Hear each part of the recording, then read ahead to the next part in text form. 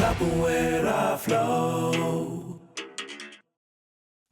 On the second level, we're going to start on the floor. So ideally, hold your foot against the wall, so make sure it doesn't slide, especially if you're doing a carpet or a slippery surface.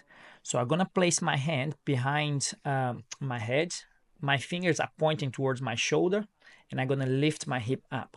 At the first stage, if you're not comfortable with this, all you're going to do is lift your hip up and down slowly. You're going to repeat this like a couple of times until you're comfortable with it, until we are able to lean more on our hands and actually get the shoulders off the ground. So the next stage is to get the head and the shoulders off the ground. And then you're going to repeat this a couple of times as well and get used to it until we are able to lift even higher and keep pushing and extending our arm as much as we can. And of course, you're trying to get yourself closer to the to your feet, your hands closer to the feet, but that comes with time. Don't rush it.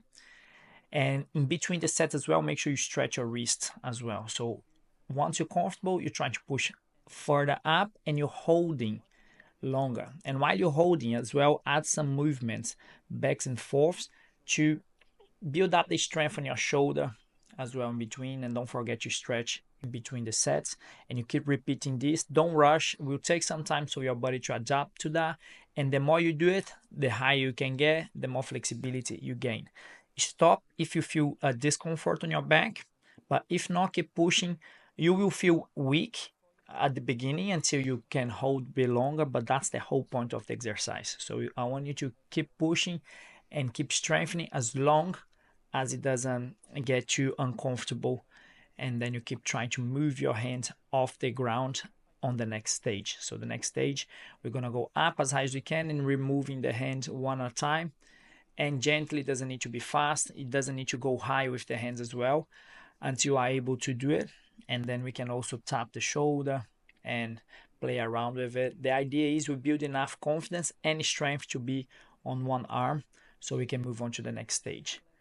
Once you used to this, the next level is we're going to bring the leg off the ground. So same thing, we're going to go arm by arm and then leg by leg, and you can reset in between.